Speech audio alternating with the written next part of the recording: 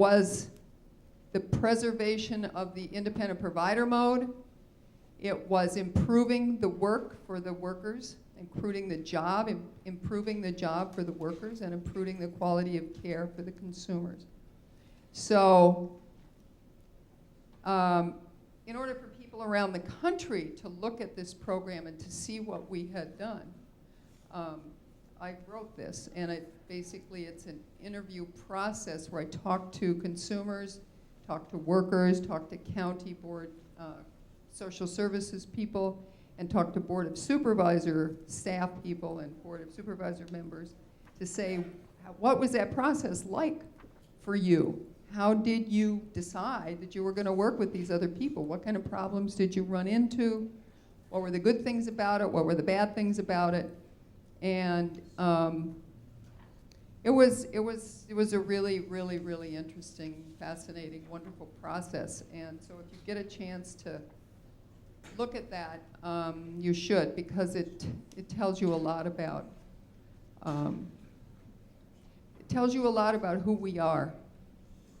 A lot of people have been here since the beginning, and then new people come in every year because some boards of the public authorities have term limits and some don't, and so there is some turnover, but I think it's important for all of us to remember the history.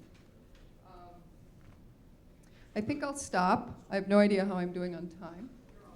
I'm over. Okay, sorry about that. I was actually going to say it. Does anybody have any questions for Mark or for me? Okay, so if anybody has any questions, can you step up? Yeah.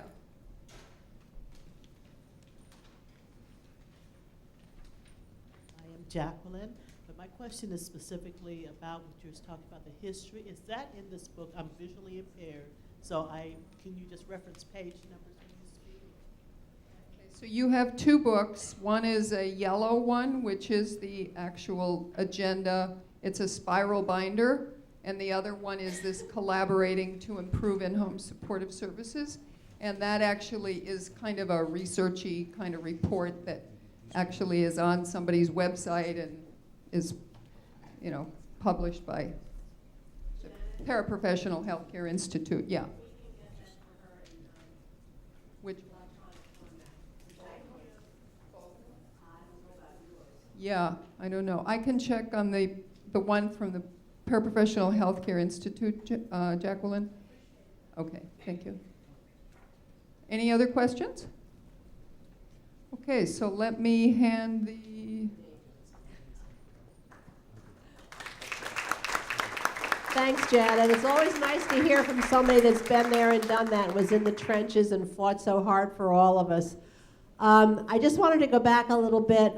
We were going to talk about a heartfelt discussion about advisory committee members, and this is kind of like talking to the choir because you're all here. But I'd like you to try, when you go back, to put a fire in the belly of your other advisory committee members, because when you commit to being an advisory committee member, you're taking a huge step. You're making a commitment to all those people in your county that cannot be there for themselves. And you're speaking for all those consumers and all those providers who are working so hard to keep this program a viable, valued program in your community.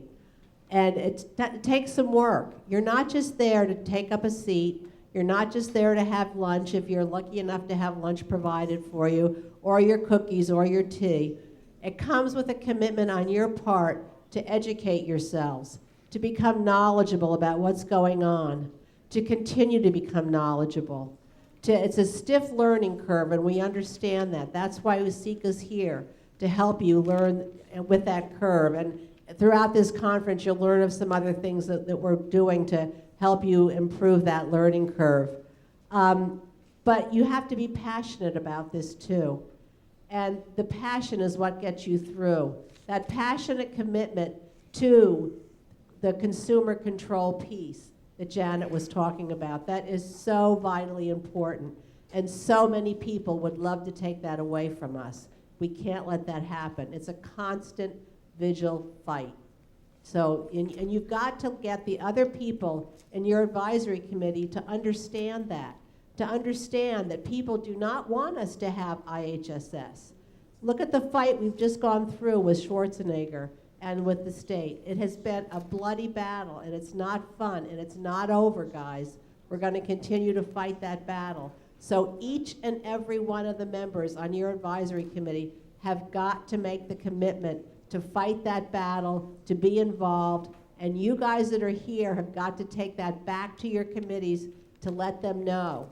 And if you've got guys on your committee that are just sitting there taking up space and you know they are not willing to get into that fight, it's your obligation to get them off and get somebody else in there that's going to fight with you. It's a battle, and we need each and every one of us. The next piece that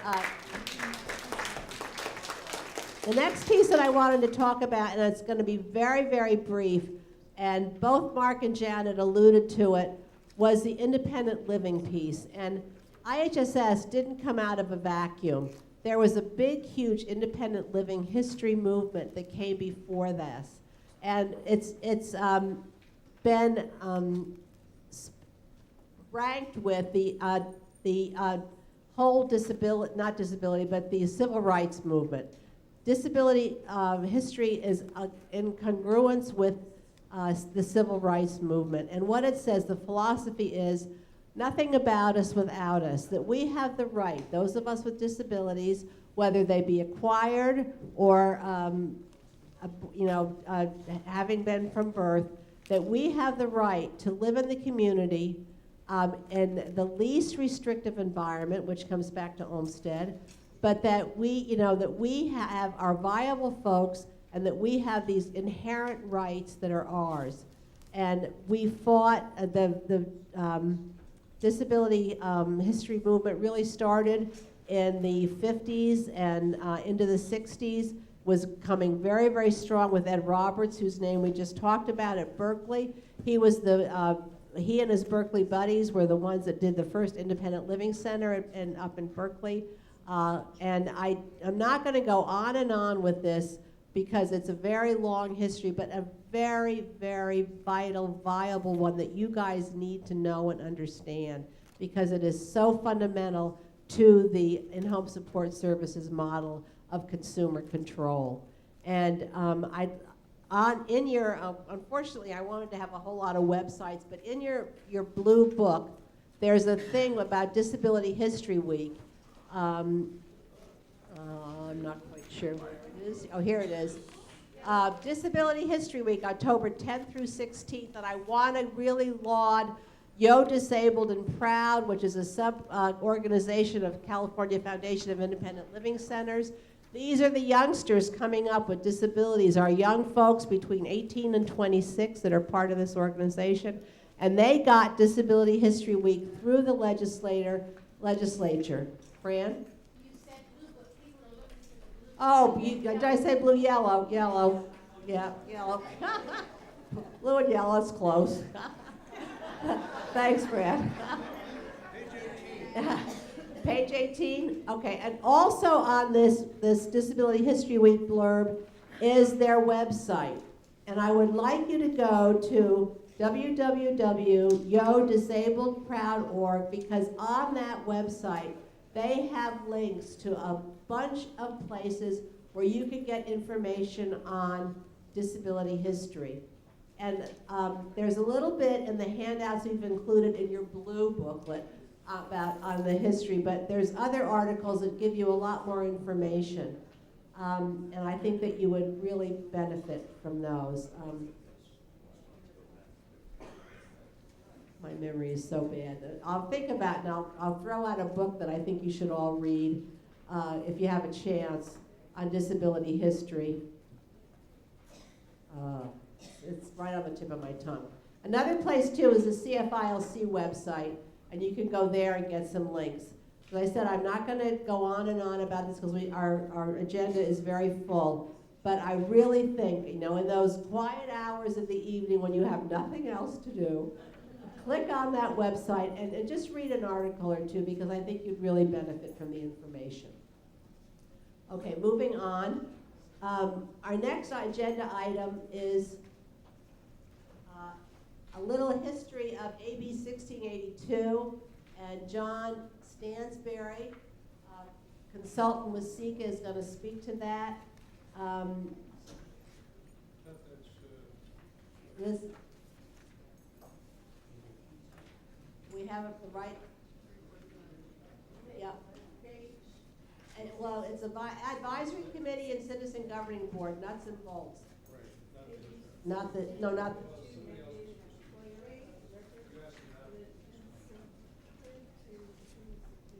Oh, yeah, AB 68. Just this is, it applies to governing and that kind of stuff.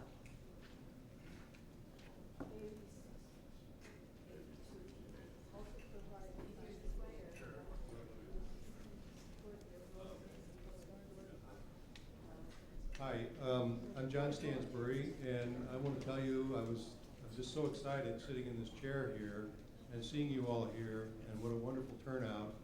There's a lot of people here who have been coming to these meetings for a long time, and thank you for your faithfulness, those of you who have been involved in this for as long as you have. For those of you who are new, I want to tell you that you have the privilege of doing something that not very many people in this world get to do. You know, when the Civil Rights Act was passed, the Voting Rights Act, nothing happened. They were just laws on the books, but they had to be enforced, and the enforcement had to develop, and they had to be brought into a living reality by people. Okay, so we have basically disability rights or civil rights. In fact, our AB 1682 and the things, or the Americans with Disability Act came out of, yes, you have something? Yeah, is that starting on page 22 in the yellow book? Yes. Okay, Okay, thank you. I'm going to get there in just a second. Okay. But the Americans with Disability Act is a direct descendant of the Civil Rights Act. And so that kind of being personally empowered and taking some responsibility and stepping out there, even though maybe you don't really know as much as you think you should, and somebody else might be smarter than you or more articulate than you, as Mark was saying, stepping out there is something that you have an opportunity to do, and not very many people in this world have that opportunity. So what I'm going to talk about, I have actually, it's a PowerPoint prepared, but we don't have the PowerPoint up here. So if you can turn to page 22 in your yellow book. And for those of you who are sight impaired, I'm going to walk through these slides. These are the same slides that you see up on the screen. For those of you who are sight impaired, I'm going to read what's on there so that you can be part of it. And also you have it there so you can take it back and somebody can read it to you at any time so that you can relearn some of this. The first slide is AB 1682, the key points.